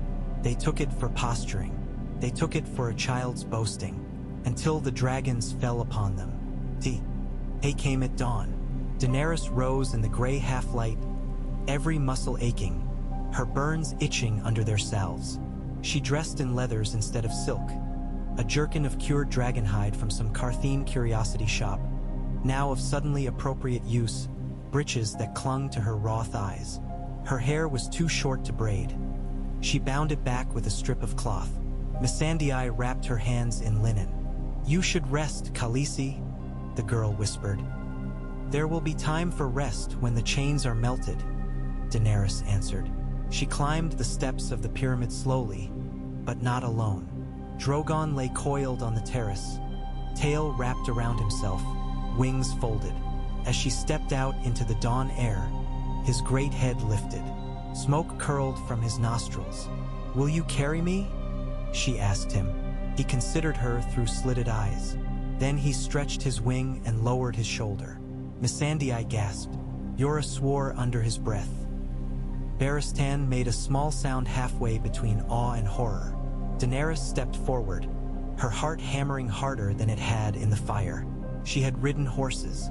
She had clung to the back of a Khal's saddle. She had never climbed onto a living furnace. Drogon waited. She gripped the ridge of scales along his neck as one might grasp a saddle horn and swung herself up, biting back a cry as burned skin pulled and scraped. His hide was as hot as sun-baked stone, but no hotter. It did not sear. She settled astride his spine, legs braced against his shoulders. For a heartbeat, nothing happened. Then Drogon moved. He surged forward with a power that stole her breath. Every muscle in his body rippled beneath her. For a moment, she feared he meant to simply leap from the terrace and go smashing into the buildings below. Instead, he bounded once, twice, wings spreading wide, and then flung himself into the air. The world dropped away. Wind ripped at her, flatting her jerkin against her skin, tearing tears from her eyes. Meereen's pyramid fell behind, then beneath, shrinking. The plaza, the streets, the camps, the river, all turned small like a child's toys. Her stomach lurched. She clung tighter, arms wrapped around the thick column of Drogon's neck. He beat his wings. Up, up. The air grew cooler. The smells of smoke and blood thinned. The rising sun painted the clouds in bands of gold and rose. Regal and Viserion joined them, swinging into formation, their own cries slicing the morning. Daenerys laughed. The sound tore itself from her without permission, wild and pure. Pain punched through it, but she did not care. She was flying, truly flying. Not in dreams, not in visions, but in the waking world, with the wind cold and sharp in her lungs and the dragon's wing beats a drum beneath her. Below, the slaver fleets lay like a scab on the river. Hundreds of ships, as the scout had said. Galleys with oars ready, cogs heavy with men, sleek warships with carved prows. Their banners fluttered lozenges of color against the dull brown of the river. They were anchored now, their captains still confident, their crews just starting their morning duties. Smoke rose from galley fires. Men yawned and scratched. Few looked up. "Do you smell them?" Daenerys whispered into Drogon's ear ridge. He did, his head turned, nostrils flaring. The scent of tar and pitch and salted meat, of unwashed bodies and sweat and oiled leather, must have flooded him. His lips curled, revealing teeth as long as her forearm. "Those are the ones who would have chained you," she said softly. "Who would have cut off your wings and sold them as curiosities. who would have taken your brothers and broken their teeth and put collars on their necks. They would have chained me. They chains all the world. Rage rippled through him, a shudder that ran from neck to tail and back again. She felt it in her bones. Dracaries, she whispered. They fell upon the fleets like the wrath of forgotten gods. Fire rained from the morning sky. Ships burned where they floated, flames leaping from mast to mast, racing along tarred ropes, licking down into holds. Men ran, shrieking, some throwing themselves overboard to find the river below already boiling. Oars caught, sails went up like torches. Carved harpies screamed and collapsed into slag. The first few galleys tried to turn their ballistae upward to aim crude bolts at the dragons. A few loosed. The bolts never struck true. Drogon was not some lumbering siege tower. He twisted in the air, rolled, dove, his massive body as agile as any swallow's. The bolts sliced empty sky. One grazed Regal's wing, drawing a line of blood and a rolling roar of fury. The green dragon answered with a sheet of emerald fire that engulfed a warship from prow to stern. Daenerys did not try to aim every flame. She could not. The sky, the river, the burning ships, the flailing men. They spun beneath her in a great, chaotic whirl. But she could lean Drogon here and there, nudge his anger, turn his greatest fury toward the warships and the slave carriers, those whose decks penned men in by the hundreds. Leave the small fishing skiffs along the far bank untouched. Even so, innocents died. She saw them. A boy in the rigging, no more than 12, his hair a tangled mop, eyes wide as he clutched a rope while dragonfire roared beneath him. The rope burned. He fell, a small, twisting shape that hit the water with barely a splash. A woman on a galley, hands calloused from years of mending sails, tried to drag a chest of personal belongings across the deck before the flames reached it. Drogon's fire washed over her. She vanished. She felt each death like a stone thrown into a pond, ripples spreading. She did not turn aside. You built your lives on chains, she thought, watching another ship's mast crack and topple, men leaping from the rigging like insects shaken from a branch. You were given warning. You chose this. The river choked on burning hulks. The smoke rose thick and black, a pillar that could be seen from Meereen's far fields. Grey Worm watched it from the walls, expressionless. Their chains burn, he said. Some men who never held a chain do as well, Missandei whispered, fingers closing on the stone. Yes, Grey Worm said. Sometimes fire kills wheat and weeds together, but the weeds would not leave the wheat alone. So they burn. Took hours. Fire did not move as quickly across water as it did across dry fields, but dragonfire was not ordinary flame. It clung and crawled, feeding on pitch and oil and wood. By midday, the river was a graveyard of half-sunken ships, their ribs charred black. Here and there, a few battered galleys limped away, oars creaking, their captains pale and shaken. Drogon would have pursued them, but Daenerys pulled him up. Let them run, she whispered. Her voice hurt. Smoke had scraped it raw. They will tell the tale. The Bay will know. He snarled, resentful but obeyed. When they returned to Meereen, the freedmen's cheers were hoarse but fierce. Mysa! They shouted, raising broken chains instead of spears. Mysa! Daenerys slid from Drogon's back and nearly collapsed. Her legs trembled. Her burns had reopened in places, blood staining her wrapped hands. Missandei ran to her, tears cutting clean paths down sooty cheeks. You are hurt, the girl cried. I am alive, Dany said, with what she hoped was a smile. Her skin felt like it was made of cracked porcelain. I will mend. The ships will not. You burned them all? Yora said. Awe and something like horror mingled in his eyes. Gods, Daenerys. Not all, she said. Enough. He swallowed. What now? Now, she said, looking east, past Meereen's smoking harbor, past the horizon where the sea met sky. Now we finish what we began. The burning of the fleets shattered the confidence of Slaver's Bay like a hammer hitting thin glass. In Yunkai, The wise masters convened in their cool, tiled halls and shouted at one another, their voices shrill. They had seen smoke on the horizon. They had sent fast ships to learn the truth.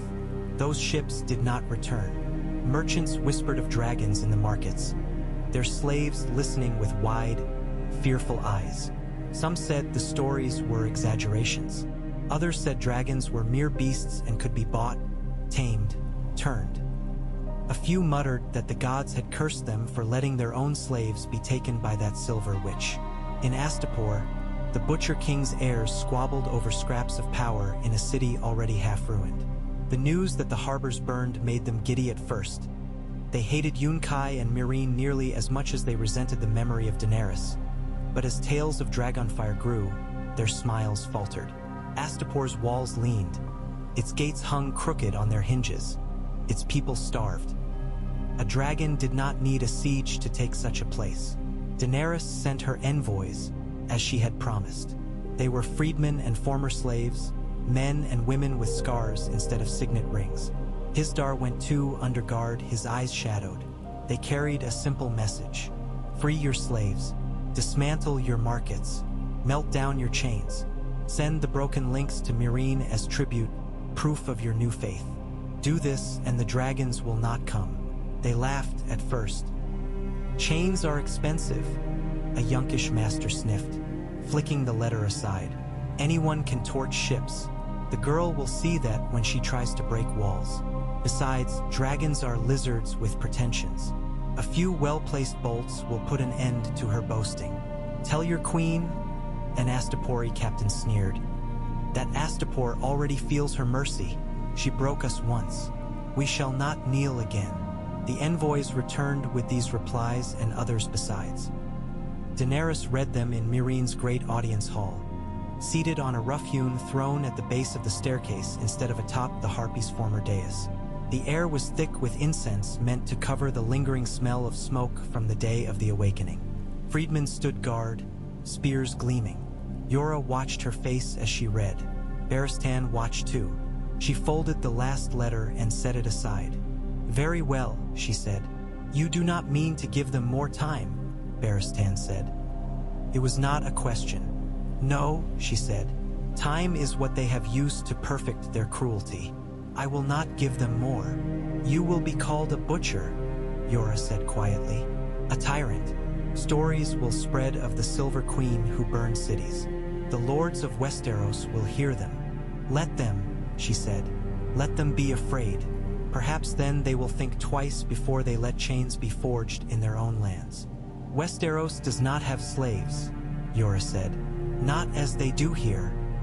She thought of the small folk who had starved while lords feasted, of the stories Barristan had told her of peasants marched into battle with sharpened sticks while their betters wore steel, of rumors she had heard of mine shafts so deep men never saw sun again once they entered.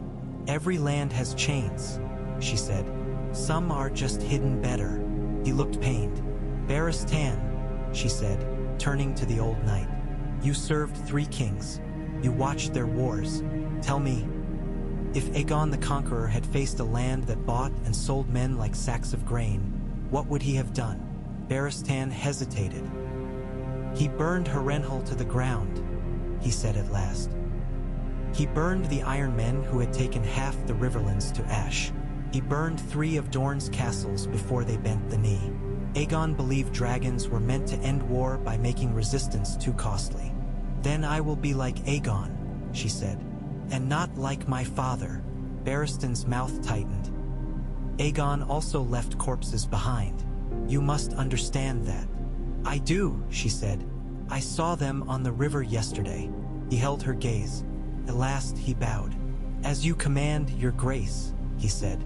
She did not sleep the night before the march. She walked Meereen streets instead, barefoot the dragon's paw.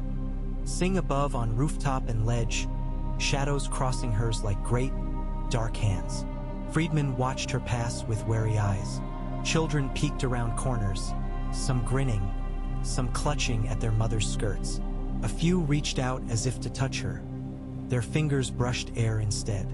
She paused at the ruin of the original slave market. They had torn down the pens, smashed the auctioneer's platform, burned the scaffolds. The stones still bore scorch marks. In the center of the square, Marcelin and the other freedmen had erected a crude monument. A pile of broken chains cemented together with mud and blood, piled into a rough mound. A piece of one of the melted harpy statues jutted from the middle like a broken claw. "Do you think it will last?" she asked Missandei. "After we go?" The girl shivered in the cool night air. "If the people here believe, it might. Or they might tear it down when they fear you will not come back." "I will leave more than stone," Dany said. "I will leave dragons." "Khaleesi!" Missandei sounded startled. "Not all of them," she said. "But one, at least. Perhaps Regal. He seems to like this place. You see how he watches the river, the fields. He will remember." "You would leave him?" Missandei asked, eyes wide. "After you burned yourself to wake them?" "I woke them to break chains," she said. "Not to hoard them in my own hands." She looked up at the dark bulk of Regal on a rooftop across the square, his green scales catching the moonlight. "If I sail west someday, I will not take all the fire from this land. They will need some to keep the harpies down. To burn and to warm," she thought. "Fire can do both." Astapor fell first. There was little left of it for dragons to destroy. The Butcher King's palace had been half burned in riots after she had left. Its walls were holed, its tapestries gone. The great harpy atop the gate leaned, one wing broken, but chains remained. They still clinked in half-ruined markets, binding skinny wrists. They still shone like dull silver in the pits, where children were thrown to half-starved dogs for sport. They still weighed down the ankles of men hauling stones to repair the walls, men whose backs bore fresh whip marks. The Butcher King's successors, a petty council of brutes and opportunists, gathered their ragged army on the plain outside the city to bar her path. Daenerys came on dragonback. The Astapori had no fleets to burn. Their strength, such as it was, lay in mud walls, in desperate men with spears, in the sheer fact that ruin had already taken so much from them. They did not think there was anything else left to lose. They were wrong. From above, Astapor looked almost delicate. A child's sand castle half washed by the tide, its towers crumbling, its streets silt-choked. Smoke from cook fires rose in thin threads. The slave pens were dark rectangles, their bars visible even from the sky. The pits were holes in the earth, black mouths. "Once," Daenerys shouted down from Drogon's back in rough Giskery, "I came to you with words. I gave you a chance to choose. I bought your unsullied and freed your slaves and left you your city. You answered by filling its streets with blood." The Butcher Council shouted back curses and promises of flaying. They waved harpy banners that had been hastily sewn from whatever cloth remained. She saw the slaves behind them. They wore bits of armor left from her own unsullied. Broken shields, rusting spears, torn cloaks. Their eyes were flat. Some recognized her. She saw it in the way their mouths opened, then closed. Hope warred with fear in their faces. "I will not make that mistake again," Daenerys said. She gave Astapor 1 hour. "Send out your slaves," she called. "Open your pens. Any man, woman, or child who can walk through the gates may go. If you try to stop them, if you raise whips or blades against them, the dragons will feed." They laughed. Then one woman walked out, shackles clinking. She was old, bent, hair a white halo around a burnt scalp. She limped, her chains dragged. A guard raised a whip to send her back. She flinched, but did not turn. The whip never fell. Regal landed between her and the guard. His green bulk slammed into the ground, sending up a spray of dust. His wings unfurled, casting a long shadow. His head swung down, eyes narrowing on the guard. The man pissed himself. He dropped the whip, stammering excuses, stumbling backward. The old woman stared up at the dragon. "Go," Daenerys called down. "Run." She ran. Others followed. First a trickle, then a stream, then a flood. Slaves limped and ran and crawled toward the open gate, shackles jangling. Some masters tried to bar their way. Grey Worm's spears were there. So was dragonfire. When the hour ended, Daenerys raised her arm. "Now," she said. Drogon's answer was a pillar of black flame. Astapor burned. It did not fall all at once. Fire moved through its narrow streets the way water found every crack in dry ground. Roofs went first, the old dry thatch catching fast. Then beams, then shutters, then doors. Smoke rose in thick, choking clouds. Men ran ant-like patterns below, some trying to form bucket lines, others carrying out chests, others simply fleeing. Daenerys did not direct every gout of flame. She could not. Fire is greedy. It goes where it wills. But she aimed the first, the fiercest bursts at the slave pens, at the pits, at the Butcher Council's halls. She watched the harpy atop the main gate crack and fall, its broken head tumbling in slow, awful grace, smashing into the dusty street below. Screams rose. She listened. She let them burn into her as surely as the flames burned into Astapor. She would not forget them. Years later, standing on the wind-swept battlements of some castle in Westeros, she would still hear those screams sometimes when she closed her eyes. When at last Astapor was more smoke than city, she called her dragons off.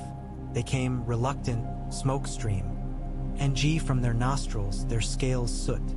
She led them away, leaving the city to smolder like a great coal. An ashen rain fell for days afterward.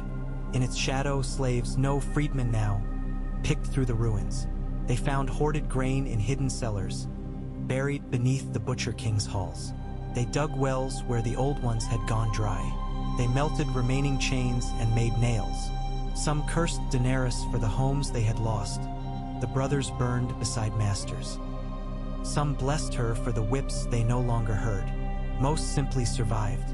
"We will send them seed," Daenerys told Missandei when word came back of Astapor's struggles. "And we will send them some of our own men who can teach them to plant and build. We broke them. We must also help them stand." "Some say you burned too much," Missandei said carefully. "Some say you did not burn enough." "I know," Dany said. "Let them argue. Let them decide how they will live in what remains." She looked east. "We have another city yet." Yunkai was richer, more cunning, more gilded in its cruelty. They had seen the smoke from both Meereen and Astapor. Their priests had spoken of omens. Their merchants had hidden gold in foreign vaults, against the chance that dragonfire might melt their own. Their wise masters had sent envoys to distant cities, spreading tales of the mad Silver Queen who burned all who opposed her. They also shored their walls, hired more sellswords, and doubled the guards on their slave markets. When Daenerys's banners appeared on the horizon, they did not hide. They sent out their bright and good masters in litters to parley, their slaves straining under the weight, their scented hair gleaming. They offered gold. They offered ships. They offered to free a fraction of their slaves. She listened because queens must. She thought of another time on another road when a man from Yunkai had come with similar offers. Then she had sent her dragons, small things then, perched on her shoulders, their fire mere candles, to burn his gifts. She had told him there were no bargains between lions and sheep. She had not followed through. She let Yunkai keep its markets then, so long as it freed those she had marched with. She had thought her victory enough. Now she saw the folly. "You had your mercy," she told the wise masters. "You squandered it. You have one choice now. Free all your slaves. Melt your chains. Tear down your markets and your fighting pits. Do this and I will not burn your houses. I will still take your gold, to pay for those who died in freeing your slaves. But your city may yet have walls. And if we refuse?" One of the bright masters sneered. He was a thin man with gold rings on every finger. "Will you melt us too?" She looked up. Drogon crouched on the ridge above, watching with unblinking eyes. "Yes," she said simply. They refused. Some out of pride, some out of greed, some because it was all they knew. Yunkai burned more reluctantly than Astapor. Its walls were higher, its houses built of stone. Its harbors were wider. Its slave markets lay in plazas surrounded by cool arcades. Fire licked those stones more slowly, clung to tapestries and awnings before eating into the structures themselves. But dragons are patient creatures. They circled Yunkai for days, taking turns, resting on distant hills while their brothers rained fire. They burned the granaries first, forcing men to flee the storage houses in panic. They set the slave markets alight, melted the bronze bars of the pens until they ran like water. They turned the harbors into boiling cauldrons. All the while, Daenerys gave one command, over and over, her voice hoarse from shouting it from Drogon's back. Run! Run to the gates. Run to the fields. Leave your chains and run. Some did, slaves streaming through streets, breaking for the postern doors left unguarded as guards ran to fight fires. They ran barefoot over hot stones, the soles of their feet blistering. They dove into ditches, into canals, into irrigation channels cut by slaves who had never dreamed they would one day use them to escape. The dragons spread their wings as best they could. They steered their fire toward the harbors, the markets, the manses of the worst masters. Still, fire is no scalpel. Houses caught, roofs fell, smoke thickened. Daenerys tasted every wail. When one of the dragon's flames swept too low and caught a knot of fleeing people, she felt the shock of it like a slap. She screamed and tugged at the bond, forcing Drogon higher. No! She cried.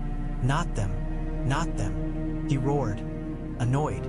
His instincts said burn. Her will said not here. He heaved upward, wings pumping.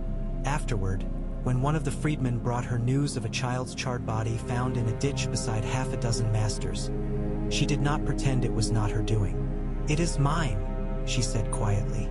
Add his bones to my ledger. Missandei bowed her head. How long is that ledger now? Longer than it should be, Daenerys said. Shorter than it would be if I did nothing. When the fires finally burned low, Yunkai was a ghost of its former self. Its harbors were clogged with half-sunken, blackened hulls. Its markets were open squares full of ash. Its slave pens were empty, their bars twisted. The wise masters lay dead. Many burned, some trampled, a few strangled by their own former slaves. Freedmen stood in the ruins, blinking, their faces smudged black. What now? One asked Marcelin, who had come with Grey Worm to help. Now you live, Marcelin said gruffly. Now you plant, now you build, without chains. If you try to put them back on, he jerked his chin toward the sky. Drogon's shadow passed overhead, briefly darkening the square. Back in Meereen, Daenerys stood atop the pyramid and watched the horizon.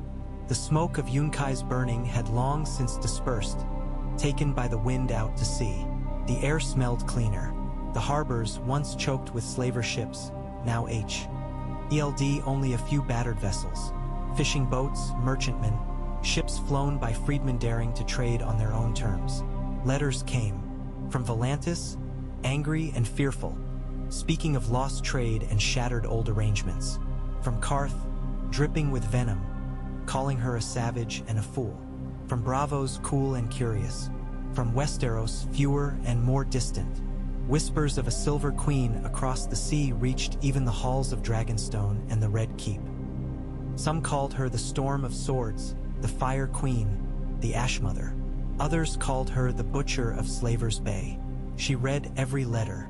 She did not answer most. Instead, she walked the Bay of Dragons. She saw Astapor rising from its ashes, freedmen building houses of brick instead of mud, digging canals to bring water where wildfire had boiled it away. She saw Yunkai's people learning to grow food in fields they had once overseen from shaded verandas, hands blistered but their backs straight. She saw Meereen's markets bustling with goods not measured in flesh, grain, cloth, pottery, spices. She saw scars, too. Charred buildings that would never be rebuilt. Streets that still smelled faintly of smoke when the wind shifted.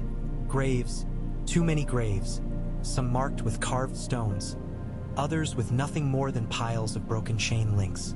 Once, in Astapor, an old woman spat at her feet. "My daughter burned in your fire," she croaked. "She was a slave.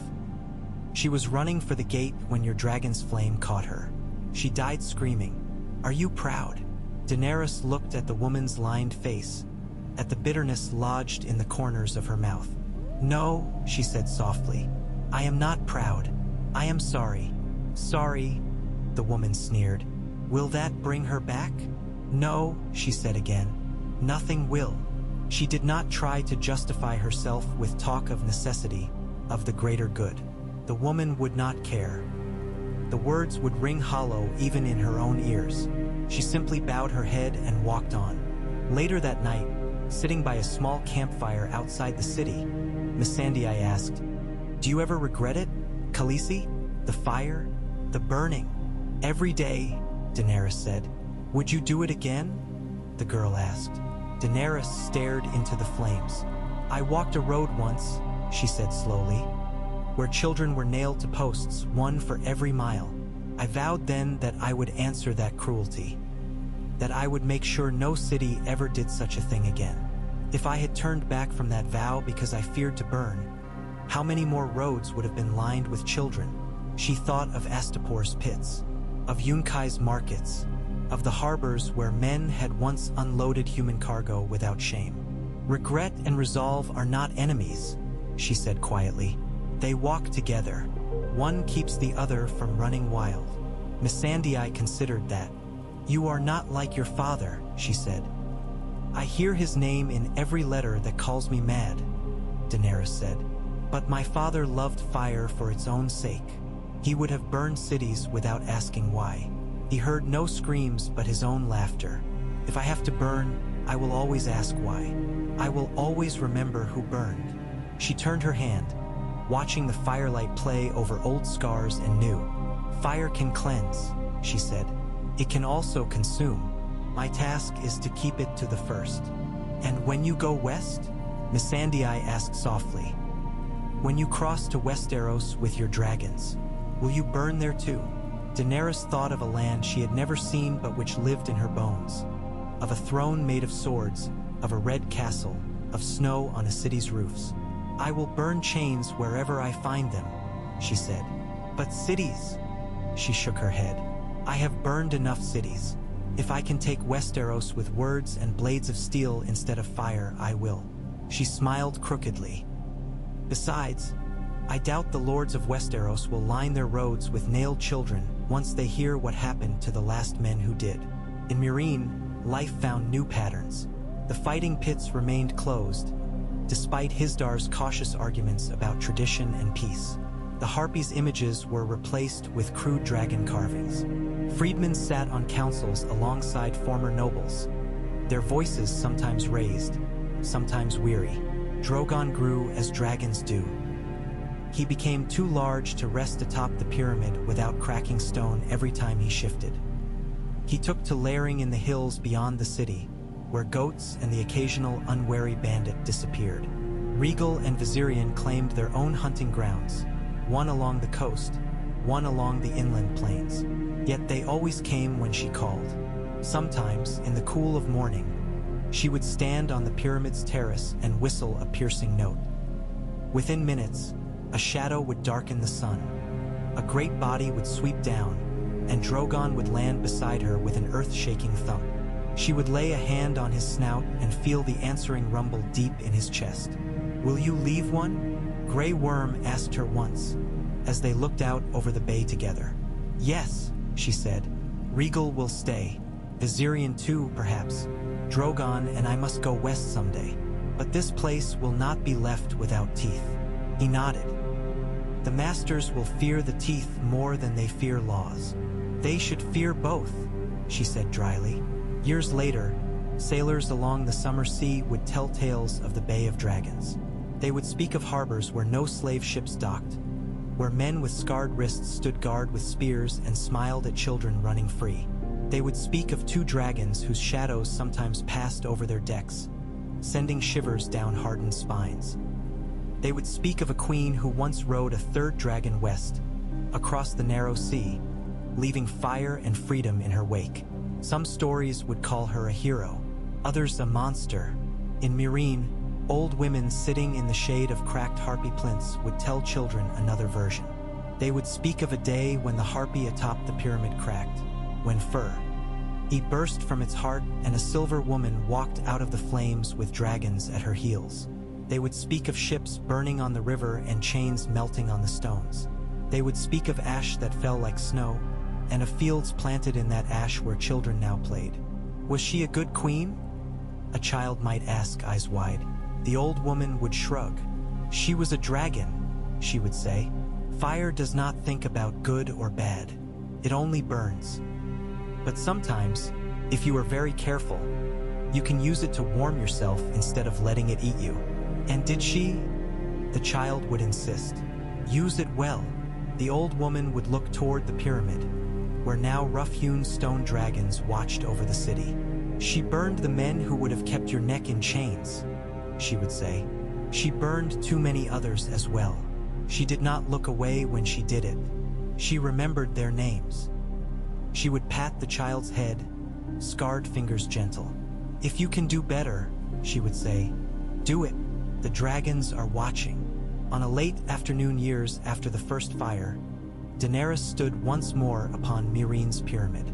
The air was cooler now. A sea breeze had picked up, carrying the tang of salt. Below, the harbors bustled with ships flying a new flag, a white field with 3 dragons, black and green and gold. The markets thrummed with voices. Laughter drifted up. Behind her, Drogon shifted, his bulk casting a shadow that swallowed hers entirely. You remember? She asked him, looking east. Far beyond the curve of the world, Valyria lay in shattered ruin. Closer, Astapor's rebuilt walls caught the light. Yunkai's fields lay green. He snorted, smoke curling from his nostrils. I do, she whispered. Meereen, the fire, the ships. You were so small then, smaller than my horses.